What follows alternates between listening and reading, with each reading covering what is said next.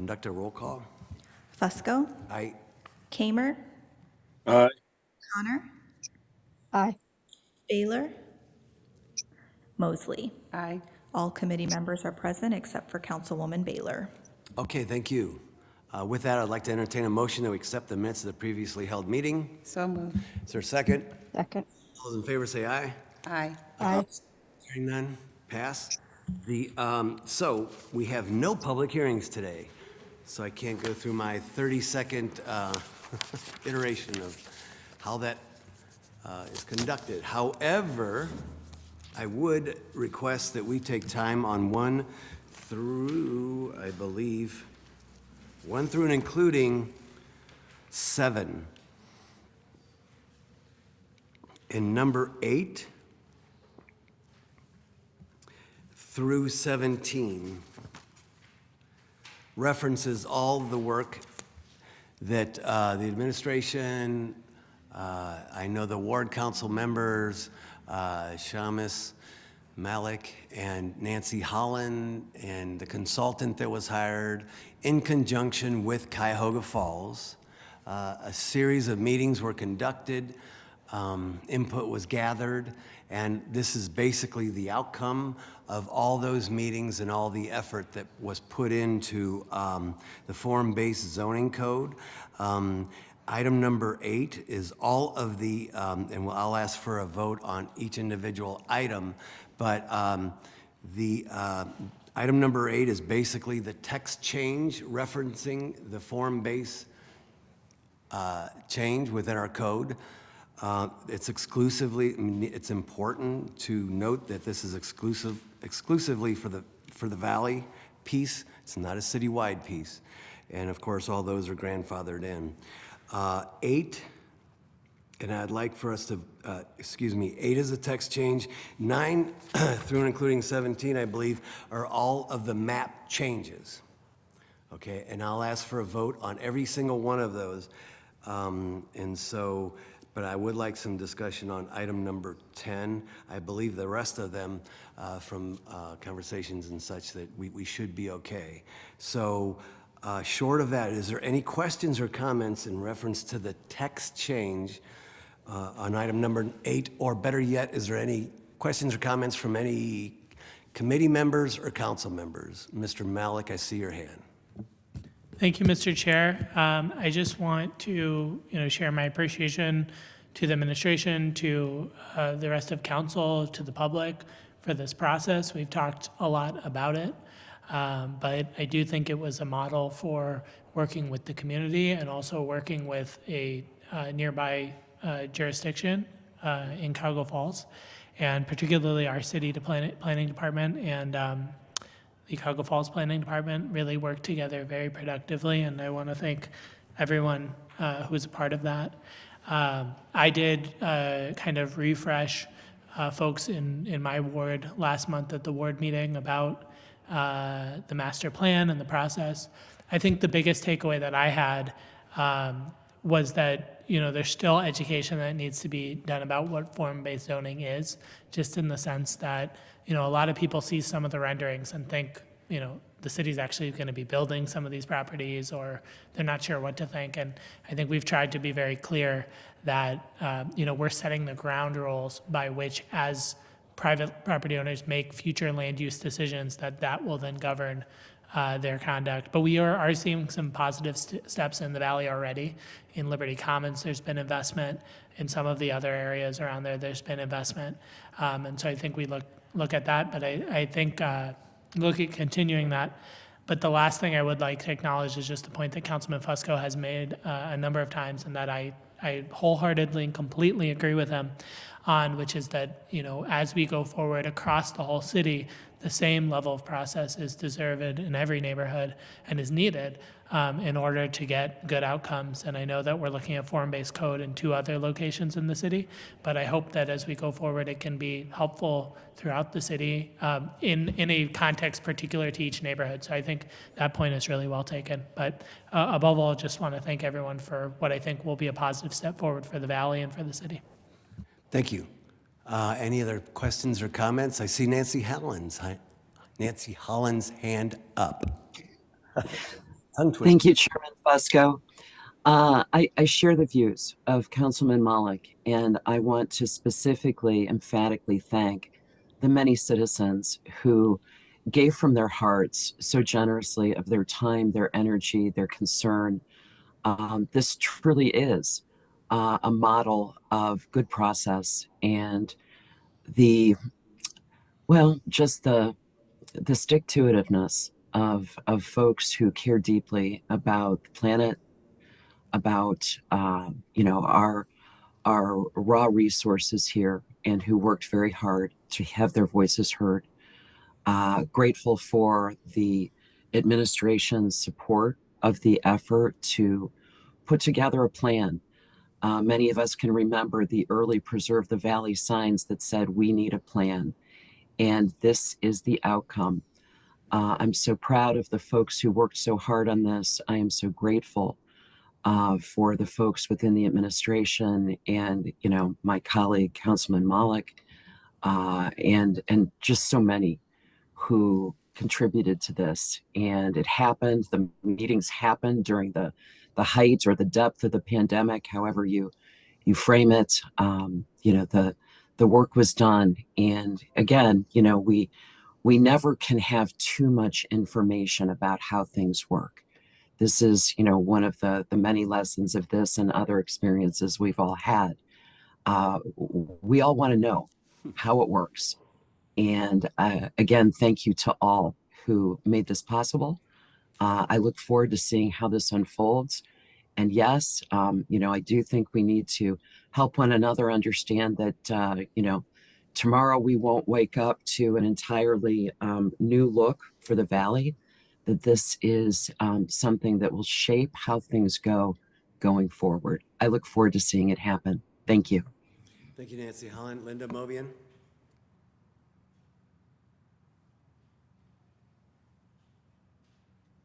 Thank you, Mr. Chair. My question has more to do with what do we do, or what would our plan be going forward with neighborhoods where individuals are not as knowledgeable about working a plan or working with the administration to figure out how to make changes in their neighborhood? Because everybody's not going to be as sophisticated and educated as the folks in Ward 8. What? But everybody wants What? to have. What? I'm sorry, go ahead. The plan was alluded to about the plan that happened in the Valley. Are we not referencing that? Yes, we are. We are. Got to echo. Yeah. Gotta echo. And there's an echo. Yeah, go ahead. And I guess my question has to do with neighborhoods where folks are not as sophisticated and educated as those folks, but who want to be engaged in having a thoughtful plan for their community. How do we help them? Because as we talked, and just an example of what I'm talking about is what happened in Ward 2 over there on Annapolis with the construction company when they did not want certain things happening in their area. How do we help educate those folks and take the time that's necessary to help them figure out how we get a better plan for them? Thank you. Thank you. This echo is not the best. Maybe if I sit back here, is that better? No echo. Okay, can you hear me okay? I can hear you fine. Okay, good. Yeah, I got to push back a bit against people in Ward 8 being more sophisticated to understand the process. This was an outcome, if you will, of development in the Valley, and there was a rally cry to do something, develop that plan, as Nancy Holland had mentioned, and Shamus Malik had mentioned. There was an outcry to do something, and this was it's basically one of the first ones that we've had. But I really got to push back against people saying that, people in Ward 8 are more sophisticated than the rest of the city. I would like to turn it over to Gert Wilms. Excuse me, I don't mean to say the rest of the city, Well, but you there are said some 1A. neighborhoods. That's what I heard. Yeah, but the Valley Plan primarily affected wards 1 and 8. Those are the folks that really kind of led this process and led us to where we are with this. I mean, those are folks that are well educated about environmental issues. They've educated me, and I think most of them probably know much more than many of us on the council. At least that's been my experience when I've attended meetings with them. But there are other parts of the city where we've had folks come to us about things in their neighborhood, but they don't have the wherewithal to lead a plan or to tell you what they want and how they want it. But they want a safe, environmentally friendly neighborhood as well. I So respectfully, yeah, with all respect, Ms. Mobian, that having been on the planning committee now for some time, I've seen people in Kenmore stand up for environmental concerns. I've seen people in Goodyear Heights stand up for, in North Hill, all over, and it's typically led by the ward council people. And in this particular case, Mr. Malik was a big instrumental part. Rich Swirsky before Nancy Holland was an integral part of that. So it's typically up to the ward council person to lead that charge and to work with folks. I think across the board, we have people in every neighborhood out there that have the wherewithal, the education, if you will, as well. And those are typically the ones who, whenever a proposal first comes out, they're the ones who are the first ones to give us a phone call as a ward council person. So that's why I'm just pushing back on that piece alone. I totally I can disagree appreciate with that. Okay, I appreciate that, Mr. Chair. But from my experience in being a council person on the council and also being the vice chair of the planning committee, there have been times when people that have come from other parts of our city who have not had the wherewithal or even the strong support of their council person to get the kind of outcome that they wanted in their community. And my question has to do with how do we help them get what they want when they want an environmentally friendly community like everyone else? I guess that would be an opinion that you're asking. Gert Wilms had her. I gave an example of what I was talking about. Again, Gert Wilms with the administration. I'd like to thank our planning department for all the information they send out to the public. Having been a part of this city for more than 20 years, there isn't a time where I don't go into a community and individuals in that neighborhood aren't in the best position to advocate for themselves. Everywhere. It's incredible. Is some voices louder than others? Absolutely. But planning, getting the word out helps. Council being engaged helps. And anything you'd like us to improve, we always take those things into consideration and are willing to consider it. Can we always do it? No, but do we always consider it? Is there always opportunities to grow and get better? Always. You know, back in the day, there was no social media. Now every single one of you can sit in the pleasure of your own home and get word out to a great deal of constituents. And sometimes maybe it's that, like, hey, Councilwoman Amobian, could you share this post and help us get that word out? It might be something that simple that we're just not thinking about. But please, we want to improve, we want to get better, but I want to recognize the good work our planning department does every single day with these tasks. Okay. And again, it's not denigrating the planning department, but I'm asking a simple question. How do we help those communities that don't have the strong voices, don't have the strong support of folks behind them pushing and getting the word out? But we don't have to do this today, but I think it's something that we need to delve into and do more work behind the scenes as to how do we help these other neighborhoods.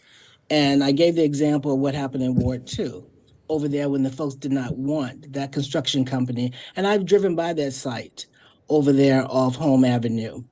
And it's not a site that anybody wants to have in their neighborhood, but these people did not have the strong support or the voices to make a change there. That's my opinion, and thank you very much for allowing me to speak. Thank you. Thank you. Again, I'm going to push back just in that I know that the ward council person over there and myself had a series of meetings with folks in that neighborhood. We had 2 or 3 meetings, as well as talking to the developers, site visits. There was plenty of site visits. Also, everyone here on this council knows the way this planning committee works. It works through the ward council representative whenever it comes to zoning. And for somebody to stand up and say that the ward council person was weak or whatever is wrong, wrong, wrong. We work through our ward council representatives because they're the ones who are closest to the neighborhoods. We have always operated in that fashion, and if a ward council member has is supportive of a development or whatever, they're the ones who have the voice, the loudest voice, if you will. At the end of the day, it's 13 decision makers who has a voice, but at the very beginning of a process, and it's up to the ward council person to find out what's coming in, because that often doesn't, we've seen where that may not have happened in the past, but majority of council members, they know what's coming in because we're informed by our planning department before a planning commission meeting even occurs. We're informed. And so that's why the ward council person is the one that kind of leads the discussion at those infant stages at the very beginning. And whenever there's pushback, then the committee, most of which everyone, they go out and they look at the sites. And they have meetings in their community. And this is an outcome of that. This is an outcome of that.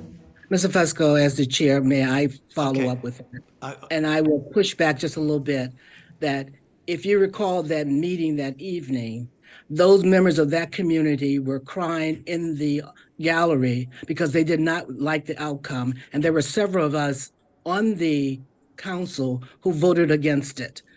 That's So an opinion, again. don't tell me that people are satisfied with the recommendations of the things that we approve. There are times they don't.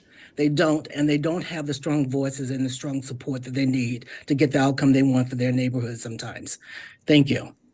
Again, an opinion. Mr. Malik. Thank you, Mr. Chair. I guess I just want to try to make a couple points. I think the first is that I have a lot of respect for my colleague, Ms. Mobian. When we use words like wherewithal or intelligence, you know, no one on this council should give the impression or have any interpretation that folks in one part of town are smarter or wiser or anything like that than anyone else. That's inappropriate, and we have to, that needs to be very clear that we're all on the exact same page about that.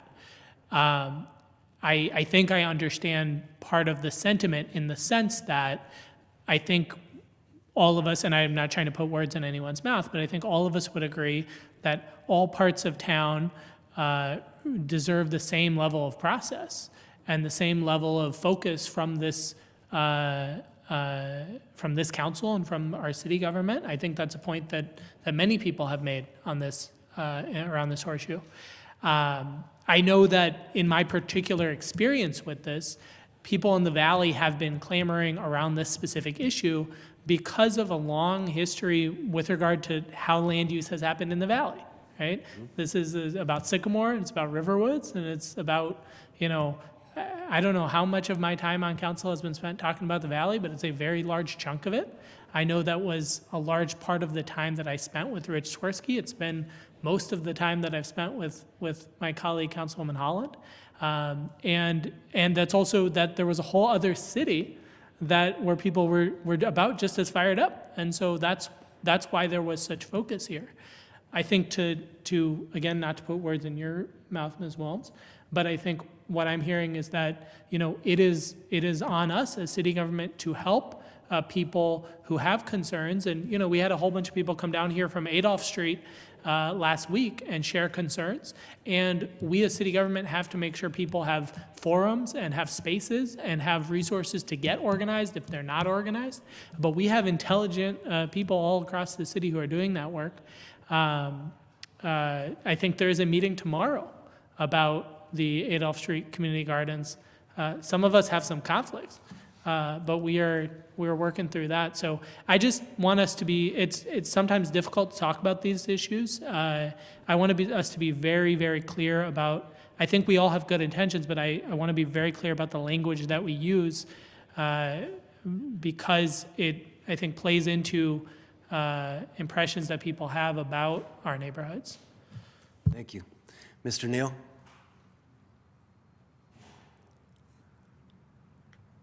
Russ Thank you, Neal? Mr. Chair. I appreciate this conversation, but I think if we understood what systemic practices were and are, we would better understand the point that Ms. Amobian is making. Without a doubt, certain segments of our community have more resources and are able to address their issues in a more structured manner than other segments of our community. Question bar none. And I can give you example after example where you can have the council person involved and engaged, and the systemic practices of this council, the administration, have ignored the voice of the community. I've made it very public. Just drive through and look at our schools and how they're built. Enough. I've talked to you about,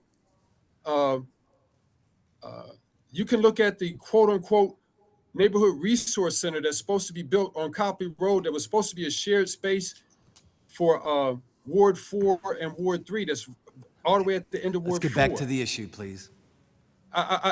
This is the issue, Mr. Chairman. No, What I'm saying is we can't gloss over the fact that there is disparity in how communities are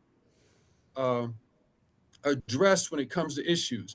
This needs to be a separate conversation, but I don't want us to miss the point. But Mr. Chair, because of the way you address Ms. Amobian, I don't want us to miss the point that certain communities do not get the same consideration because they don't have the same form of organization. Some of our communities are fortunate enough to have designated CDCs or grassroots organizations that help organize and galvanize to move their personal agendas. But I just wanted to speak to that point. Please let us not miss the point that Ms. Amobian is making. And I would hope and look forward to a conversation so that there's a clear understanding on how this is directly connected to the systemic practices that were highlighted by the Brookings Institute and that we've tried to address in this council, but have never really taken the time to address. Anything else, Mr. Neal? No, sir, just don't want that point to be lost. Thank you, Mr. Neal. Anyone else? Any other questions or comments? Very good. With that, what I'd recommend is on item number 8, again, this is the text change referencing the Valley, the form-based zoning code. I would recommend the consent agenda on this item. So moved. Is there a second? Second. All those in favor signify by saying aye. Aye. Aye against? Thank you. The ayes have it. The next item, item number 9, this, and all of these from here on in will be zoning changes on the map. Okay?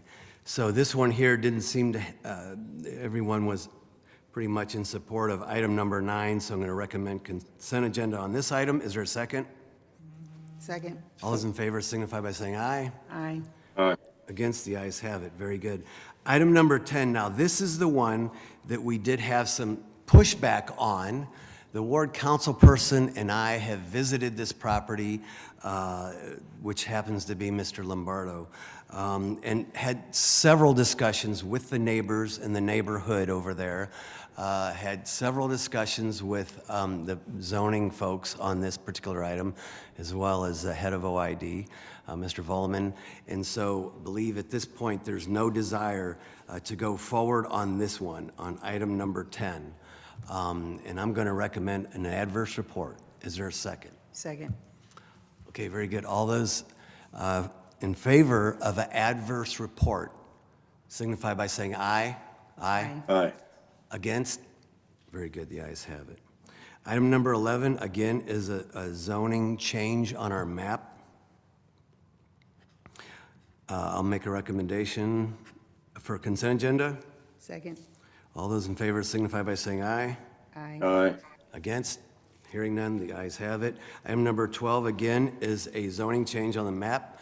Going to recommend consent agenda. Is there a second? Second. All those in favor signify by saying aye. Aye. Aye. Against? Hearing none. 13, same explanation. Recommend consent agenda. Is there a second? Second. All those in favor signify by saying aye. Aye. Aye. Against? Very good, the ayes have it. 14, same explanation. Going to recommend consent agenda. All those in favor signify by, or second. Is there a second? Second. All those in favor signify by saying aye. Aye. Aye. Against, the ayes have it. Item 15, same explanation. Going to recommend consent agenda. Second. Sarah, you should be doing that. I'm not.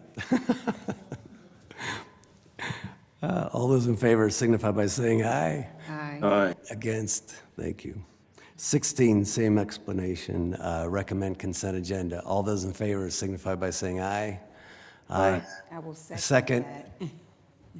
All those in favor signify by saying aye. Aye. Against, the ayes have it. Item 17, which is our last. Same explanation on the zoning map is the change. I will recommend consent agenda. Is there a second? Second. Very good. All those in favor signify by saying aye. Aye. Aye. Against, hearing none. We'll move on to item number 18 and take time on 18, 19, and 20. The next item is 21, which we will file. That's been withdrawn by the petitioner. It's for waste transfer station at 279 North Forge Street. I'm going to recommend time on the balance of the agenda, and we move into the new list of legislation. We have one item, and I will request that Sarah Biviano, our clerk, please read it in. Thank you.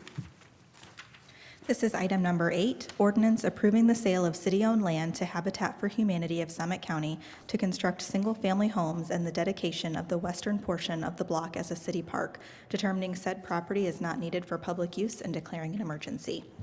Very good. Who do we have here for this item? I can kick us off. And a number of you were nice enough to be at the groundbreaking that we had for this project a few weeks ago. That was done under a license agreement that we gave. We can't move forward with the construction of the housing under a license agreement, so we are looking to donate this land to Habitat for Humanity, and so they can move forward. It's about 2 acres for a 16-home project ultimately. And David Messner can answer any more questions, and we have Rochelle Sibio from Habitat for Humanity here as well if you have any questions for her. Thank you. Thank you. Thank you. This is a donation? David Messner, and yes, it is a donation, Mr. Chair. Perfect. I do see Rochelle Sibio here from Habitat. Has been doing a great job for years for Habitat. Appreciate all your hard work and your staff, everything that they do. And give you maybe 2 minutes, 3 minutes, and if you could please explain to those that may not be aware of what's occurring. Sure. Thank you, Councilman Fusco. Thank you all for giving me a chance to talk today. Thank you to those of you that did attend that groundbreaking on that little bit cold, rainy morning that we had. But we are ready to go. This is just a couple little mock-ups of the property. When we submitted an RFP back in 2021 to build homes on this property, it was subdivided already as 15 building lots. And meeting with Helen Tomic and Daniel D'Angelo at the city, there was conversation of could we build a couple more houses there, and we actually ended up settling on 16 homes, as well as a new City of Akron Park, which I know the Planning Commission has already had some some discussion. I see it's in the legislation, so that'll be fantastic. I've been told nobody currently works for the city of Akron the last time a new park was chartered, so I guess we'll all learn together on a new park. But it will be 16. Oh, thanks, Thomas. Hi. So it will be 16 individual single-family homes, again, with the frontage of Dan Street being the dedicated park location. The donation of the land is significant because it helped us leverage $155,000 of federal home loan bank dollars toward this project, as well as $805,000 of ARPA funds through our Habitat for Humanity state office. Habitat Ohio received a $25 million allocation of ARPA funds to be distributed around the state. Our share for this project is $805. And then we've worked with Helen Tomick on about $800,000 of home funding as well that will be supported as subsidy. These homes we expect to appraise somewhere around the $200,000 range, and at least the home subsidy will write those mortgages down for the families. So these will be about $150,000 to $160,000 actual mortgages at zero interest for the families that qualified through Habitat's program. And we are ready to get started. We are ready to invite each of you out to help build. I know Tara is already committed. I'm going to bring the rest of you out too. For the first time, some of you are repeat offenders volunteering with Habitat. So we'll gladly take each council member, members of the administration, come out and build a house with us. It's an experience like you've never had before. So thank you all very much. Thank you. Well, will you accept volunteer painters? Yes. Okay. All yes. Right. All right. I'll give you your own brush. Well, I have a number of them, a lot of them, but that's all good. Thank you so much again for everything that you do.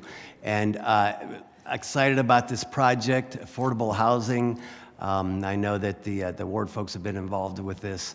There was a community meeting referencing this particular item.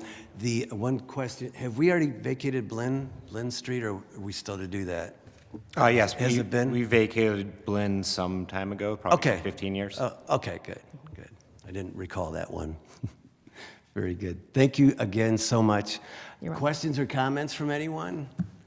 I see two hands up. I see Phil Lombardo's hand up with the ward. Well, one of the ward council people. This has been taken in by Ward 10 as well. So yes, Sharon correct. Connor, I know she's been involved as well on this particular item.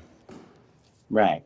So thank you, Mr. Chair. I just wanted to thank Rochelle and Habitat for Humanity for, constantly keeping this area on their radar. And it's finally come true through a lot of hard work. And just look forward to the project and the improvement to the neighborhood. So I appreciate everybody's support on this. Thank you. Thank you. Linda Mobian? Thank you very much. I hope you will again allow the Delta Sigma Theta sorority group to join you again in the future in doing this. We've done it before, and I'm sure we'll be happy to join you in this effort. I pass by there frequently because one of the streets is Evans, and there are a number of things going on that street. So I look forward to my sorority being involved again. Thank you. Sharon Connor? Maybe on mute?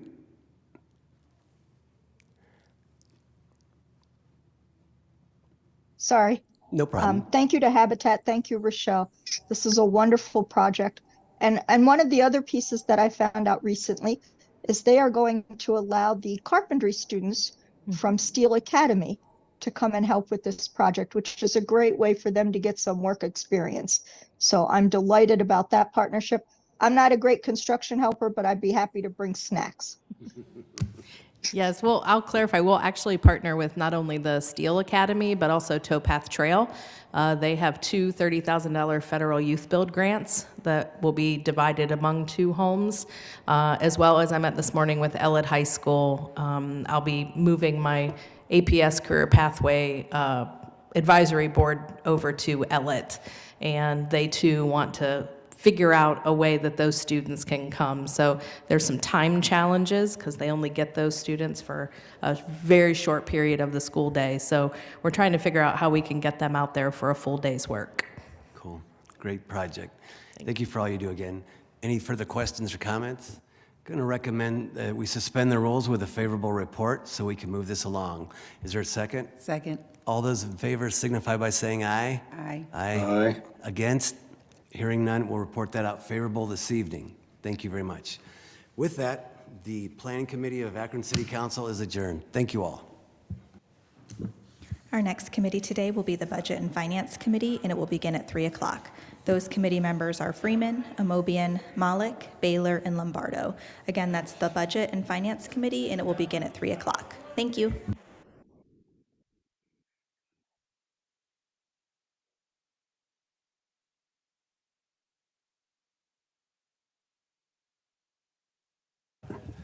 Riparian.